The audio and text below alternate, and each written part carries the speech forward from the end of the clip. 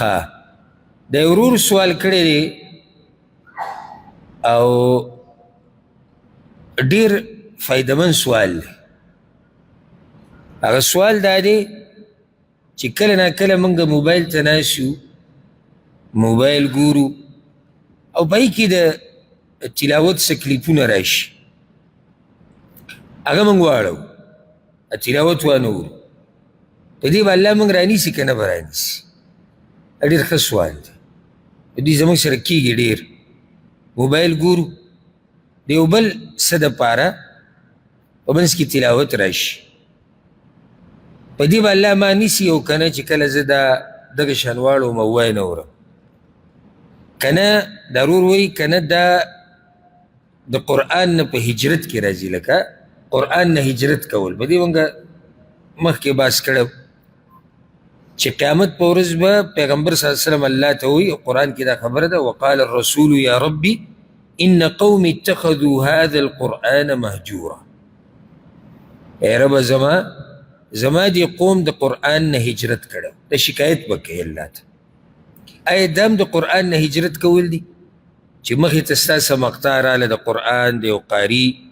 او تا هغه وانه اورېده او کلیپ ترې واړه؟ جواب، اول خو دا خبره ده کې قرآن اورېده او قرآن لوستل دا د رب العزت لویه بندګي کول دي او لوی عبادت دی، زموږ موضوع دا نه ده. خو صرف دا خبره یاد ساتئ، خباب ابن الارت رضی الله عنه هغه یو کس ته نصیحت کو نو ورته وی تقرب الى الله ما استطعت، څومره چې کیدی شي ته الله ته ځان نږدې کړه. بیا ورته وی او دا خبره یاده کړه، الله ته د نږدې کیدو لویه لاره هغه دا ده چې ته د الله خبرې اوري، لولي او په هغې عمل کې، دا لویه لار د الله ته نږدې کیدو. او عثمان رضی الله عنه به وی که زموږ د زړونه صفا شوې که نه نو د الله د کلام نه به دا زړونه چېرته ماړه نه شي. خو دا زړونه چې ماړه شوي دي د قرآن نه او د قرآن د اورېدو نه او د تلاوت نه،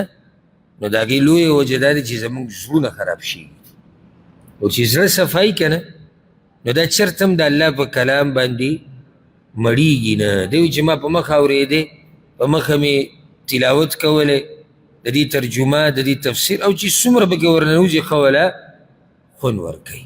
عبدالله بن مسعود رضی الله عنه به وي من احب القرآن فهو يحب الله ورسوله. څوک چې د قرآن سره محبت کوي نو دې محبت د الله او د الله د رسول سره کوي. قرآن نه هجرت کول یو مرتبه نه ده، ګورئ دا اهمه مسله یاده کړئ. قرآن نه هجرت کول قسمه قسم طریقې دي، موږ ذکر کړي بعض درسونو کې، لکه قرآن باندې عمل نه کول، دا هم د قرآن نه هجرت کول دي. یو سړی د ښه تلاوت یې کوي، اوریم عمل پرې نه کوي، د هجرت کړی دی که نه؟ د قرآن نه یې هجرت کړی دی. دغه شان قرآن باندې فیصلې نه کول، دا هم د قرآن نه هجرت کول دي. دغه شان قرآن کې سوچ او فکر نه کول، دا هم د قرآن نه هجرت کول دي. او داسې پسې بیا ځه. نو هجرت د قرآن نه د یو قسم نه د اقسام دي. اوس لازم نه ده، ورور هغه مسلې له راځو، لازم نه ده چې څوک به یو کلیپ یې مخې ته راغی یا تیریږي او یو کس لګیا دی د قرآن تلاوت کې او دی به یې لازم اوري، دا لازم نه ده. لازم نه چې دا به تا اوري.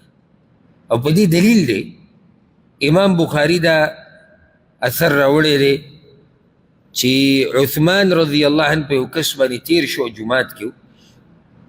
نو دې کس تلاوت وکړو، آیت یې ووایي او دغه ټیم کې داسې آیت ووایي چې هغې کې سجده وه، دغه آیت کې سجده وه، او ده د آیت ولې ووایي لیسجد معه عثمان، چې دی به سجده وکړي عثمان رضی الله عنه به ورسره هم سجده ولګي. نو عثمان رضی الله عنه څه ووایي انما السجود على من استمع،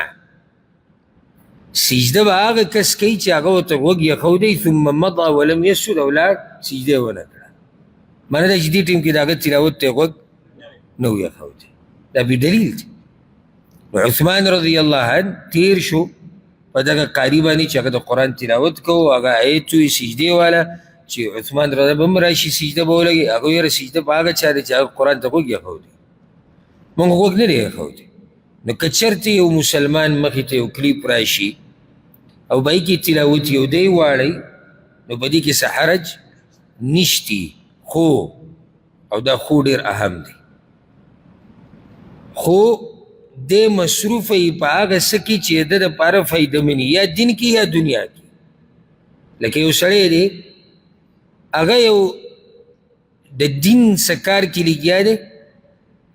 او تلاوت یې مخې ته راغی ووایړو هېڅ خبره ده دی بیا هم فایدهمن کار کې دی یا دنیوي کار کې لګیا دی دنیوي څه کار دی په هغې کې لګیا دی او مخې ته تلاوت راغی د واړو هېڅ خبره نه ده الله یې په دې نه رانیسي او د خپلې دنیا لپاره لګیا دی دې کې هم د ده یو فایده ده خو که چېرته تا قرآن واړو او ته لګیې ګیم کې او ته لګیې سندرې اوري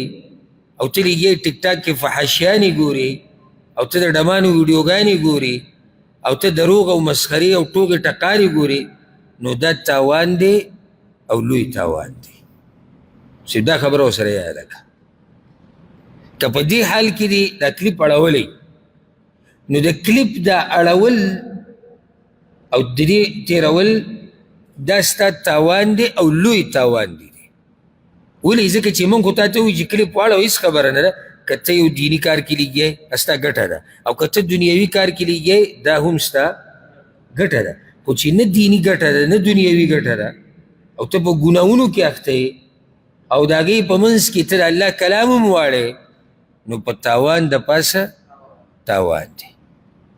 اوس په دې مسله پوه شوئ که نه والله اعلم